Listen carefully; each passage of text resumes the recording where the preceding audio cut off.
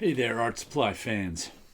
Just got a haul in from Jerry's Artorama. Stocking up on a bunch of art supplies for next year. I wanted to show you what they were, maybe give you some tips along with the stuff. And I'm glad they wrapped it up good because the box arrived half open. It looked like it was all taped back up. But we'll show you some paints first. And these are the big.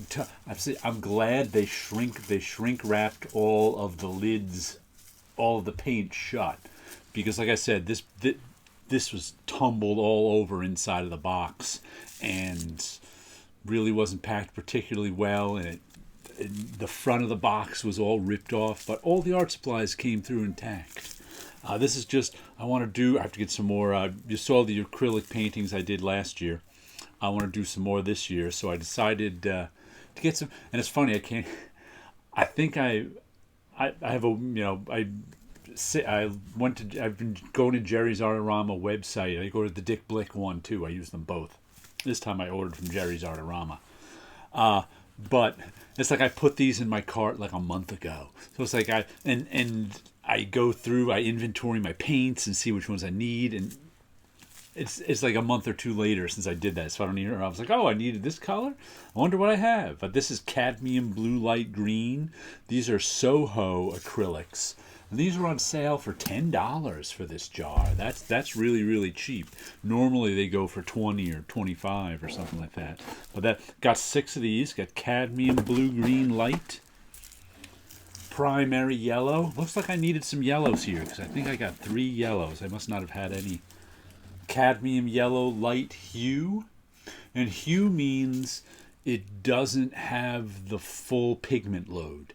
If this was just cadmium yellow light, it would be sort of a more pigment rich color, but also more expensive because the pigment is that's the expenses in paints is the pigment. The rest of it's the same.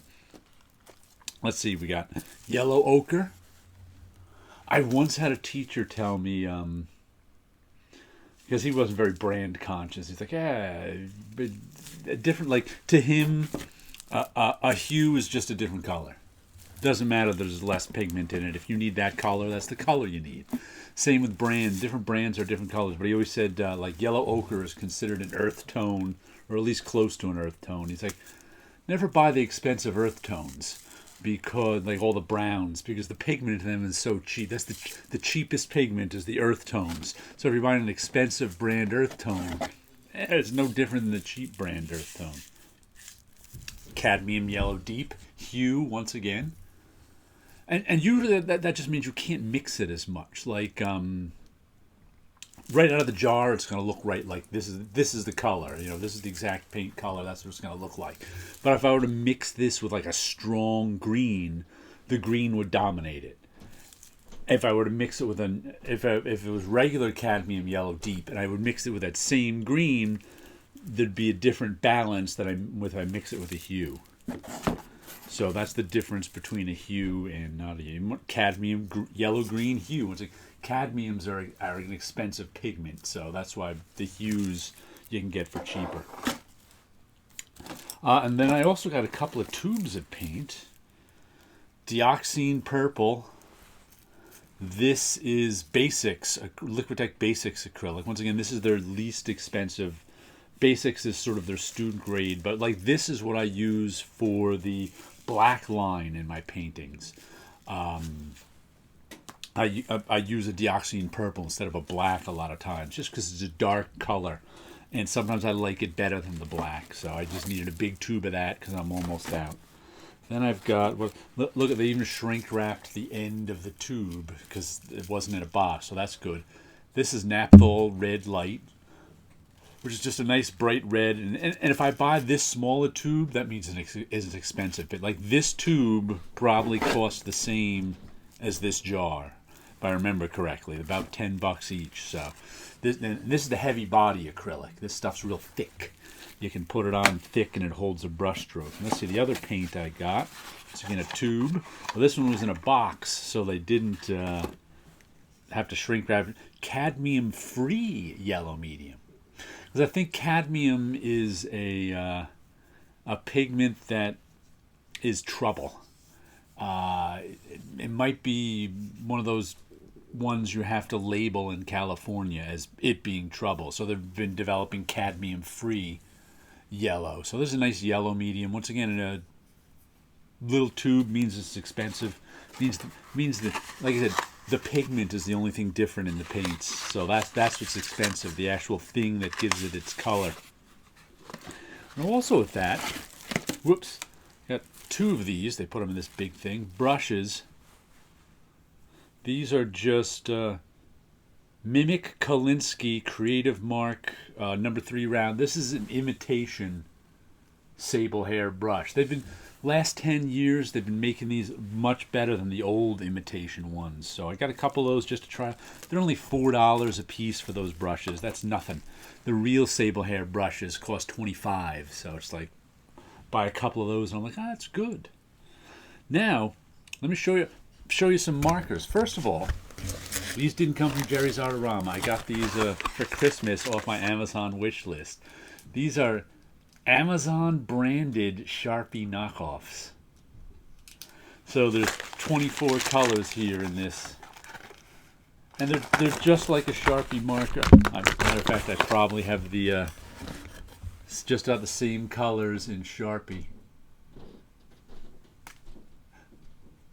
And here, let me show you. Orange number 2, I wrote that on myself. Because what's weird about these, you know, and the Sharpies is there's no name. Like if you were to get any art marker, it's got a name on it. It's got a name on the cap. It's got a name on the side.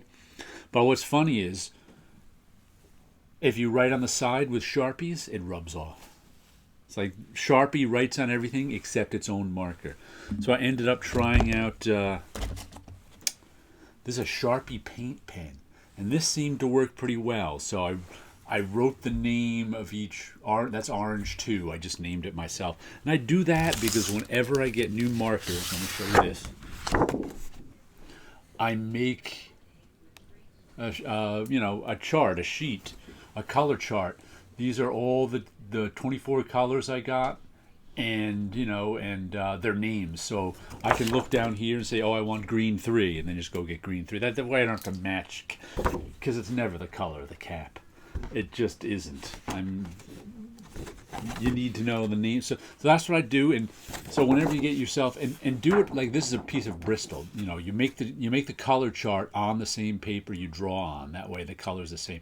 Here's another tip: always date when you do the color chart. Because let me show you an old one. I've got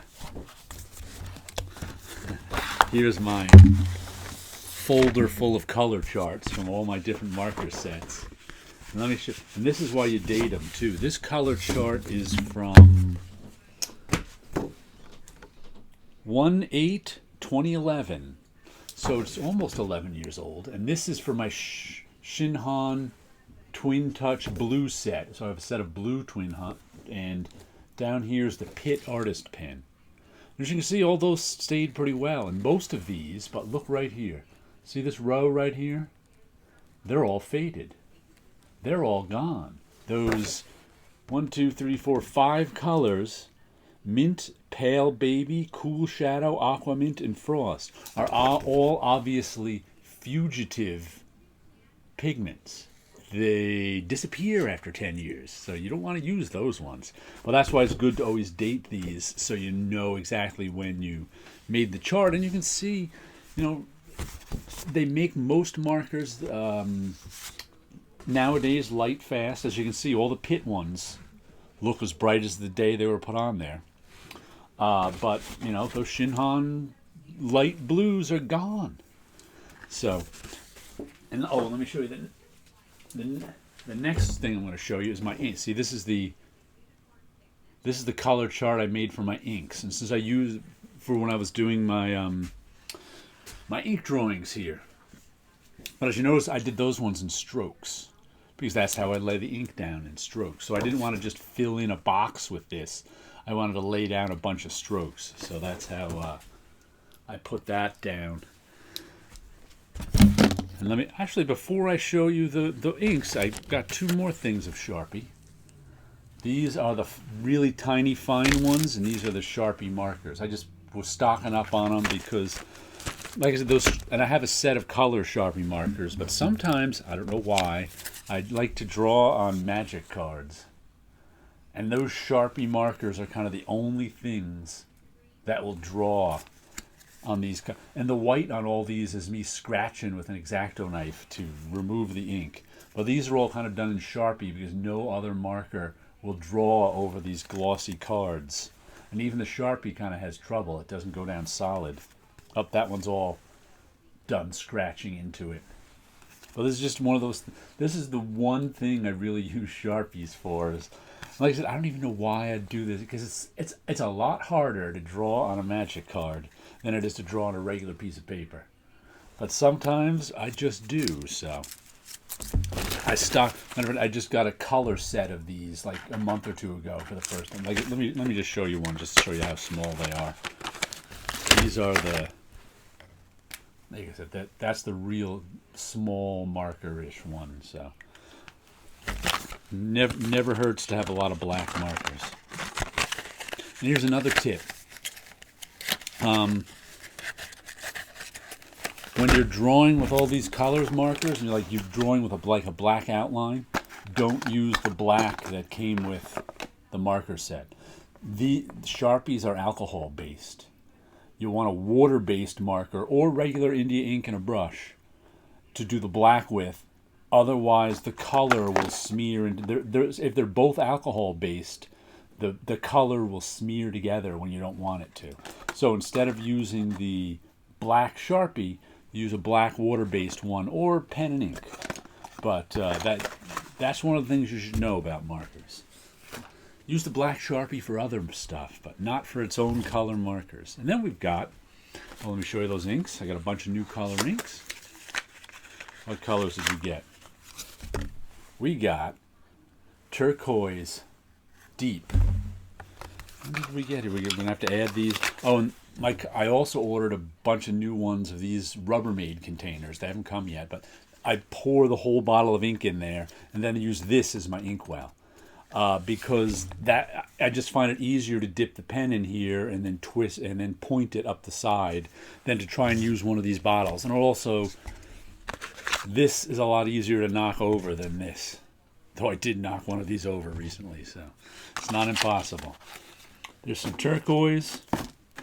What did I get here? 7 new inks. More Deoxine Purple. Once again, that's my darkest dark often when I'm not using black. Prussian Blue Hue. I think I needed oranges and dark blues for this.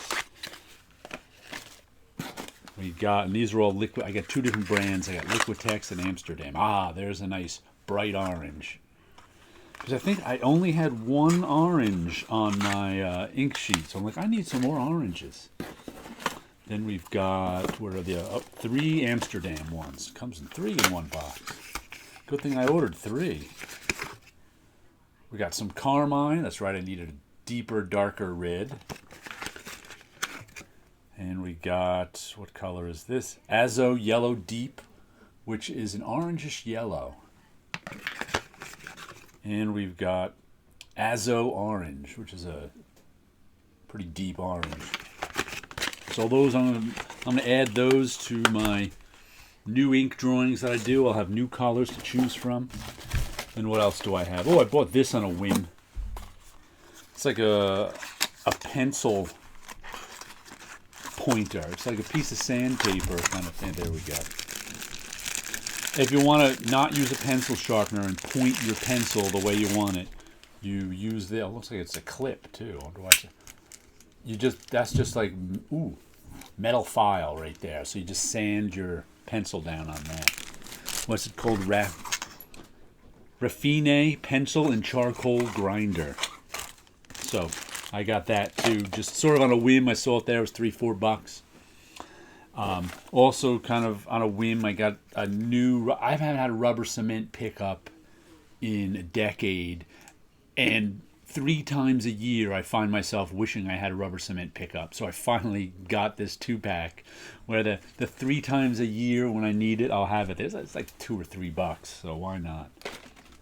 Then the last thing I got, these are the expensive markers, the Copic markers. I got 2 new colors and 3 replacements. And by replacements, let me show you. Annoyingly, this is a Copic Ink Refill. This is light mahogany, so usually when I want to get a new color, I get the marker and I get the refill. And they just made these refills half the size they used to be. I think they're 11 grams now or something like that, and they used to be 11 milliliters, that's it, 12 milliliters, and they used to be 25 for the same price. These are $5, and the marker itself is $6. So it's like $11 when you want to try a new color. So I got light mahogany, and I got I'll put these on my chart. And pale olive is the other one, which sort of looks like a greenish yellow ochre. Look at that, those 2 colors, those 2 caps don't even look the same color. That's why you make swatches. And then I had to replace 3 markers. I had to replace grayish violet, dark suntan, and Carib cocoa. And you say, why do you have to replace them if you can refill them? And the answer is because they don't always they wear out, the caps wear out. Watch, let me see if I can show you this. See that cap spinning there? Both sides on this one do it. If you can do this, if you can wiggle the cap, you're in trouble. Your marker's cooked. It still pops on and off because that means it's not quite airtight anymore. And it's happened to about 1/3 of the markers I've ever bought. Some markers I bought whenever I bought them, 8 years ago, and they're still going. Matter of fact, I think this Carib cocoa I only bought this year. It was either this year or last year I bought. It was a replacement, and it didn't last that long for some reason.